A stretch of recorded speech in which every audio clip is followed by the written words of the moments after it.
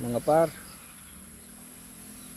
natin, dami ng bulaklak ng durian natin, puno ng durian yan.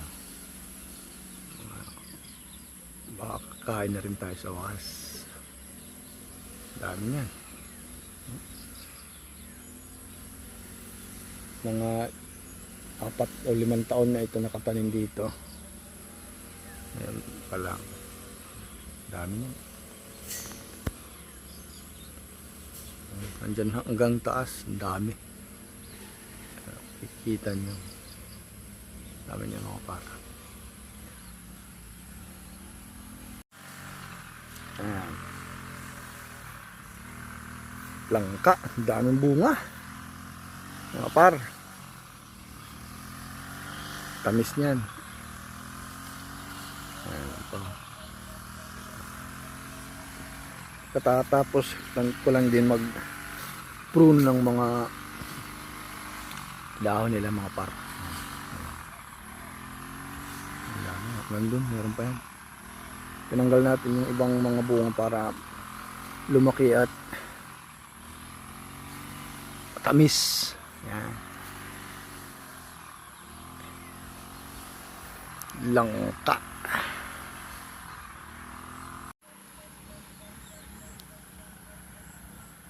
Yan. Mangga. Ito mga par,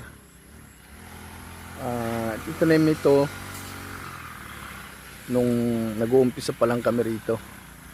Tinanim ito ng kapatid ng misis ko. May mga bunga na rin, dami ah. Ayan, Indian Mingo.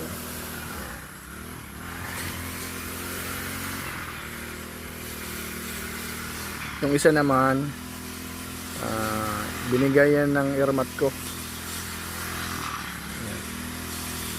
Namunga na siya, kaso ngayon wala, nagpalit ng mga dahon. Yung malalaki yan, malalaki na matatamis.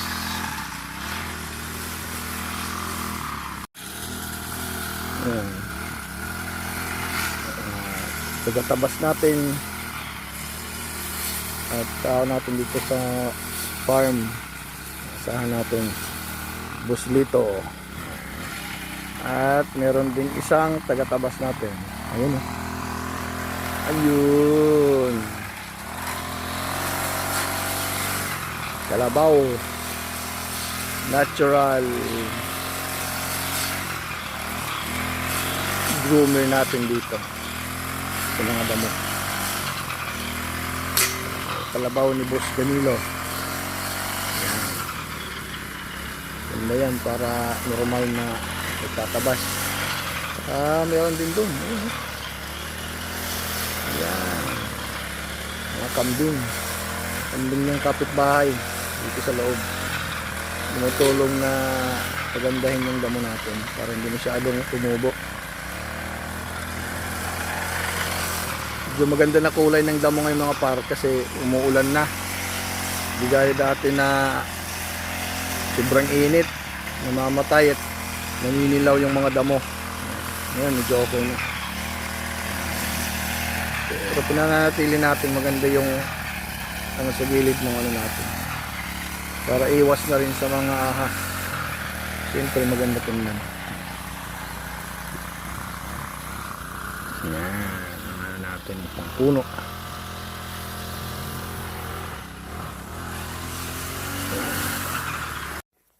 Yan mga par, markot tayo. Parang mangga kasi natumba ng bagyo, sayang. Para makapag tayo ng mas madaling mamunga.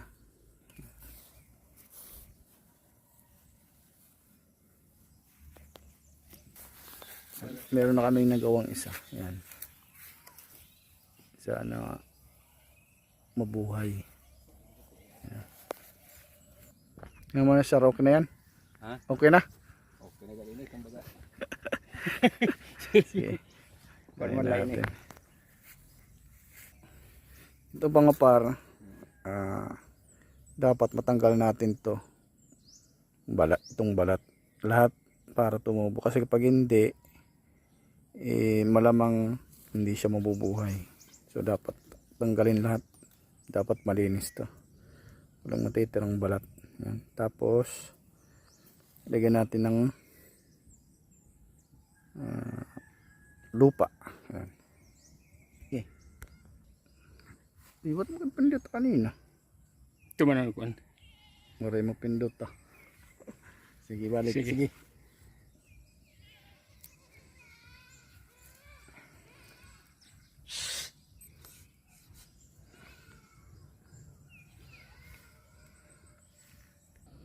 Yan mga par.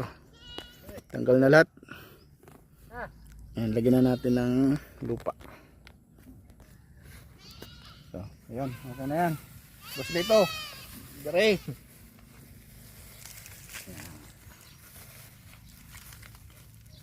Balutin natin ng lupa mga par. Para may pagkapitan yung ugat.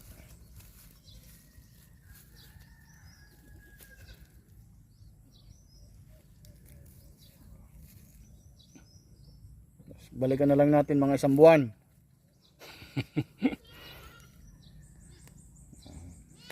Magamot ito. Oo, na lang yan. Sagdan light mga. Ayan na par. So, okay na. Antay na lang tayo ng mga 1 buwan. Ayan, 2. Hindi masayang yung mangga, sayang. Namumunga na to. Lalaki pa naman. Matatamis. Tumbaga, natumba dahil sa bagyo. Ayan, puno niya. Tumba kasi parang may uka sa puno niya. Ayan, sayang. Ayan. Kasama nung ganitanahin ko. Galing sa termat ko. Binigay sa akin. Kipay tayo mga par. Ayan tayo rito nito. Banana cake ata to. Bigay ni Mrs. Banana cake. Ano sir? Diray. Ano muna. Tapos kape. Tapos nating nag-markup. Kape muna.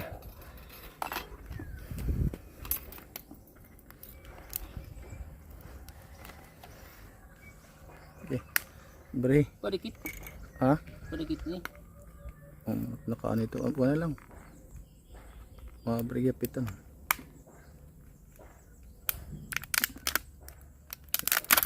Okay. Ayan. Sige, garay. Let's. Puslit to kakaperin.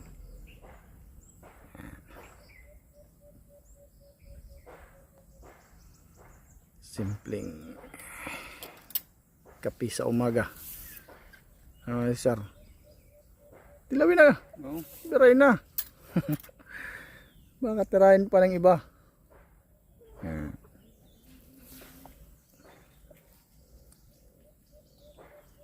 Masarap? Marasa? Masaman. Pwede na. Kuan ini. Nising nga. Di man nindaktik. Mamon. Ano na, banana cake. Yan. Saman. Order ni sa rin. Pornok, ikaw. Hindi ka binigyan pornok? Tara nga rin bangko.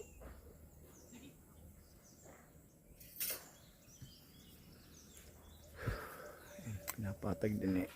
Paano si Sarian? Maganda tingnan na. Kapag may mga manok na, maganda tingnan.